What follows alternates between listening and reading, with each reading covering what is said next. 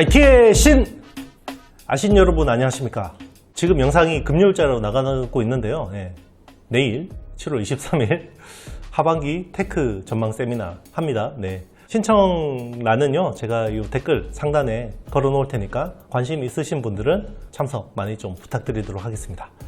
자, 오늘은 제가 화합물 반도체에 대해서 한번 가져왔습니다. 그동안 또 요청들이 좀 있긴 했어요.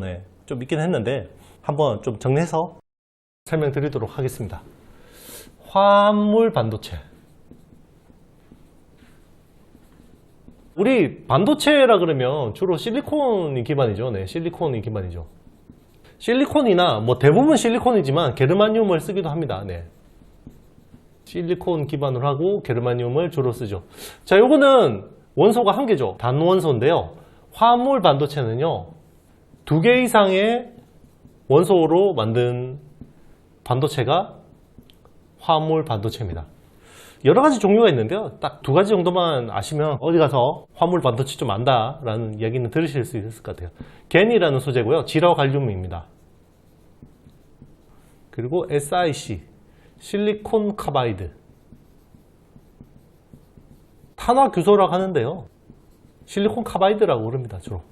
SiC, 겐. 이 2가지만 아시면 되고요. 자, 그러면 얘들이 갑자기 왜 중요해졌냐? 보통 실리콘 반도체를 2세대 반도체라고 그러거든요.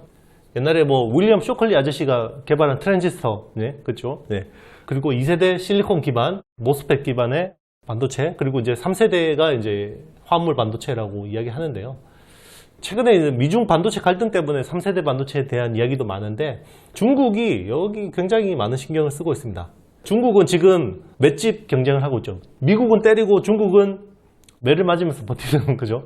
맷집 경쟁을 하고 있는데, 자, 매 맞으면서 이런 쪽 기술을 많이 활용하려고 하는 거예요. 이런 쪽이 실리콘 반도체는 주로 미국이 거의 대부분 가지고 있어요. 미국이 70% 이상 가지고 있습니다. 대부분 기술은, 실리콘 기반 기술은 미국이 가지고 있기 때문에 중국이 그냥 힘을 쓸 수가 없는 거고요.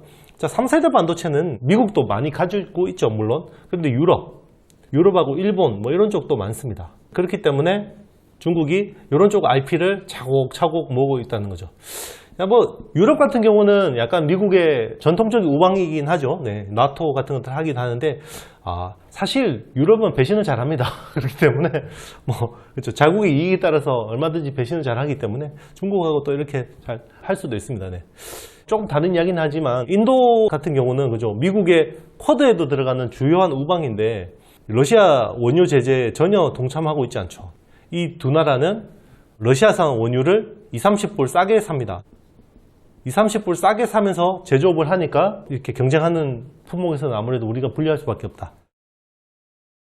자, 그러면 첫 번째 이제 겐 지라갈륨부터 한번 알아보도록 하겠습니다. 우리 뭐 의식하지 못하겠지만 이제 겐 쪽이 제일 커요. 화합물 시장에서 반도체. 왜냐하면 청색 LED가 겐 기반으로 만들어집니다. 그렇기 때문에 제일 큰 규모를 하고 있고요. 겐 반도체 같은 경우는 스위칭 속도가 굉장히 빠릅니다. 스위칭 속도가 굉장히 빠르고요. 전력 소모가 실리콘 기반에서 전력 소모가 굉장히 적고요. 그리고 발열에도 잘 견디고 전압 내구성도 좋습니다. 보통 한 10배 정도 전압을 잘 견딘다고 생각하면 됩니다. 10배 정도 잘 견디고 발열은 뭐 한 5배 정도 잘 견딥니다. 실리콘 반도체 같은 경우는 175도가 되면요 작동을 안 합니다. 그런데 화합물 반도체 같은 경우는 한 400도씨 정도에도 작동을 잘 하거든요. 그렇기 때문에 그렇고 전력 소모가 뭐 한 최대 10분의 1 수준까지 가능하고요. 자, 그러면 겐하고 SiC하고 조금 이제 차이가 있긴 한데요. 겐 쪽은 고주파 RF 같은 쪽에 많이 쓰이고요. 우주 통신 장비, 우주항공 통신 장비 이런 쪽으로 많이 쓰입니다. 그래서 RF 쪽이 겐이 많이 쓰인다고 보면 되고요. 최근에 인피니언이라고 그러면 차량 반도체 1등 업체인데요. 인피니언이라는 회사가 있는데, 자, 이 회사가 최근에 실리콘에서 겐 기반으로 해서 라이다 센서 만들겠다 한 거죠. 실리콘 기반에서 겐으로 하면 전력 소모를 크게 줄일 수 있고요. 효율을 굉장히 높일 수가 있습니다. 그렇기 때문에 글로벌 업체들이 굉장히 많이 이런 쪽으로 신경을 쓰고 있다는 거고요. 그리고 겐 기반으로요. 전력 반도체 PMIC를 겐 기반으로 하면요. 고속 충전이 가능하고 그리고 충전기 크기를 줄일 수가 있어요. 소형화가 가능합니다. 그렇기 때문에 이제 겐 쪽으로 많은 신경을 쓰고 있는 거고요. 사실은 스마트폰이나 태블릿 PC 이런 쪽에는 그냥 기존의 뭐 SI PMIC로 충분히 이제 커버가 됐죠. 네, 충분히 커버됐죠. 뭐 쓰면 더 좋긴 한데요. 중요한 거는 결국은 전기차의 탄생입니다. 네, 전기차가 커지면서 그리고 산업용 그리고 발전용 발전하면 어디에 보관합니까? ESS 그죠? 에너지 저장 시스템. 자, 여기 굉장히 하이 볼티지를 써야 되는데 화물 반도체가 많이 쓸 수밖에 없는 거고요. 이런 쪽은 하이 볼티지 쪽은 SiC 쪽이 많이 쓰이는 겁니다. 네, 하이 볼티지 쪽, 고압, 고열. 이런 쪽은 SiC, 실리콘 카바이드 쪽 기반이고요. 겐 쪽은 RF, 고주파 쪽. 이런 쪽으로 많이 쓰인다 생각하시면 됩니다. 자, 그러면 실리콘 카바이드 쪽 반도체 한번 이쪽으로 보면요. 주로 이제 전기차 쪽으로 많이 쓰이고 발전 이런 쪽으로 많이 쓰이죠. 자, SiC를 기반으로요. 특히나 전기차 쪽에 보면 인버터하고 컨버터 이런 것들을 많이 쓰는데요. 자, 이런 인버터하고 컨버터가 공간이 굉장히 커요. 실리콘 기반으로 하면. 자, 요거를 SiC 기반으로 만들면요. 크기를 5분의 1 수준으로 줄일 수 있습니다. 그리고 전력 소모는요. 한 7에서 10% 정도 줄일 수가 있어요. 테슬라가 요 인버터 컨버터를 SiC로 바꾸고 나서요. 모델 3부터 적용하기 시작했는데 지금은 전체 전기 생산의 한 3분의 1 정도 1 정도가 지금 SiC 기반으로 다 설계가 되고 있고요. 그리고 도요타는 진짜 SiC에 정말 진심인 회사예요. 자, 이 회사의 핵심 무게가 두 개가 뭐냐면 사실은 도요타는 순수 전기차 쪽에 늦었어요. 하이브리드 쪽 한다고. 하이브리드 때문에 전기차 쪽이 굉장히 늦었어요. 그런데 얘들의 무시할 수 없는 핵심 무기가요. 전고체 배터리하고요. SiC 반도체입니다. SiC 반도체를 도요타가 얼마나 잘하는지 잘 모르시는 분들이 의외로 많은데요. 얘는 덴소하고요. 덴소는 일본 전장 넘버원 업체죠. 네, 전장 넘버원 업체입니다. 얘하고 같이 설계를 해서요. 히로세 팹에다가요. 히로세라는 데다가 1989년도에 이미 이쪽 팹을 가지고 있어요. 네, 팹을 가지고 있고 자체 팹에서 설계, 팹 시스템까지 다 수직 계열화 하고 있다는 거죠. 네. 수직 계열화해서 하고 있어요. 그래서 이쪽으로 굉장히 기술력이 앞서 있는 회사고 많은 IP들을 가지고 있는 회사라고 생각하시면 됩니다. 자, 그러면 화물 반도체 하는 회사가 누가 있을까? 화물 회사 반도체는요. 글로벌 IDM들이 많이 하고 있습니다. IDM은 팹을 가지고 있고 설계도 직접 하는 회사죠.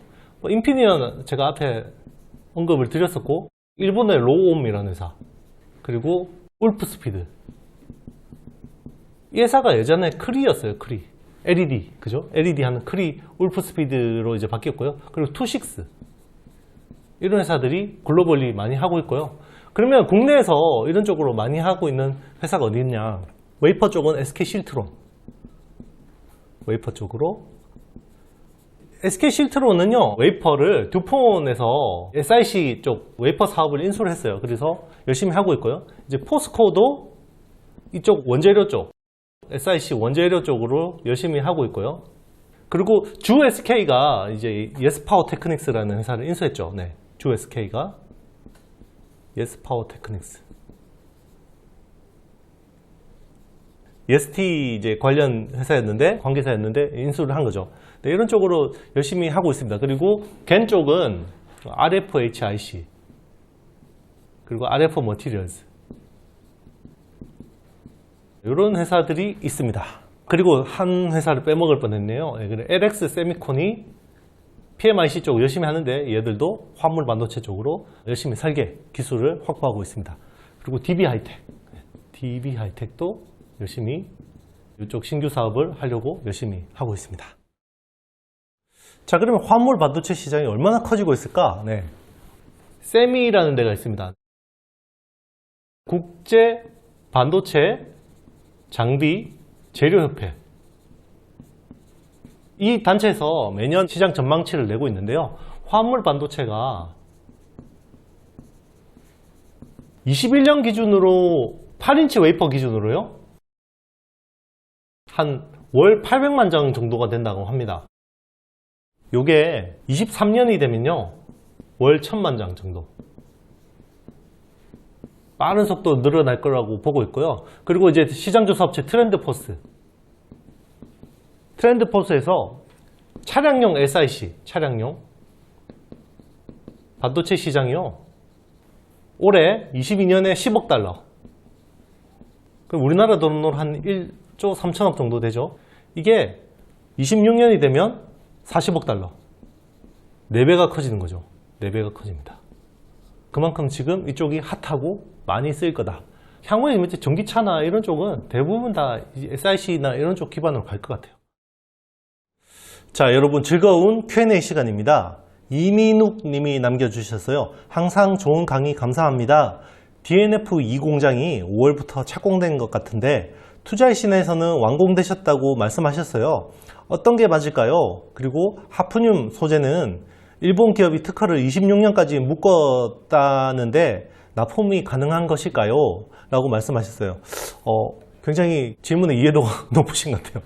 네, 일단 DNF 같은 경우는요, 하이K 소재 쪽을 이제 말씀하시는 건데, 요거는 D램 쪽에 적용되는 거죠. D램 쪽에 적용되는 거고, 자, 1G 공정부터 적용이 됐고, 요게 1A로 바뀌는 거죠. 요게 16나노, 요게 14나노인데요. 중요한 게 1G까지는 DDR4, 일부 DDR5, 1A부터는 DDR5가 메인입니다. DDR5가 메인이고요. 자, DNF가 납품하는 하이K 소재는요, 지금도 일부 들어가고 있는데요. 결국 지르코늄 계열에서 하프늄 계열로 가는 게 이제 중요한 건데요. 하프늄 계열은 DDR5부터 들어갑니다. DDR5부터 들어가고요.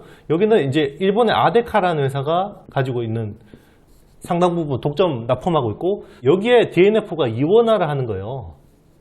이원화하는 거고, 요거는 이제 삼성향이죠. 네, 삼성전자향. 요게 한 7대 3 정도로 지금 기대를 하고 있는 건데요. 요게 이제 신공장이 사실 요것 때문에 이제 거의 만들어졌다고 봐도 무방할 건데요. 아마 스케줄상은 벌써 완공이 돼야지 스케줄상 맞는데요. 자, 여기 변수가 있죠, 여러분. 인텔 사파이어 래피드. 자, 인텔 사파이어 래피드 원래 언제 나와야 됩니까? 작년 하반기 나와야 되죠. 그런데 이게 올 상반기로 밀렸죠. 그런데 최근에 또 패키싱가 뭐라 그랬습니까? 내년 상반기로. 요 CPU가 있어야지 DDR5를 쓸 수가 있는 거예요, 여러분. 네. 그러면 DNF가 이 하이K를 지금 만들어 놓을 수가 없겠죠. 네. 완공이 되겠습니까? 그러면 생산 라인 팍팍 돌아가겠습니까? 이렇게 된 겁니다. 네. 그리고 이제 특허 이슈는요, 이거는 사실은 회사 내부자 담당 직원이 아니면 정확하게 알 수가 없는데요. 상식적으로 삼성전자에 100% 납품하는 일본 회사가, 자, 그럼 삼성전자가 이원화 시키는 회사에 대해서 특허를 건달하는 거는요, 굉장한 부담이겠죠. 네. 그리고 아마 삼성전자도 그런 것들은 요즘에는 특허 조사나 초기부터 이런 것들을 회피할 수 있는 것들 다 대비해서 하기 때문에요.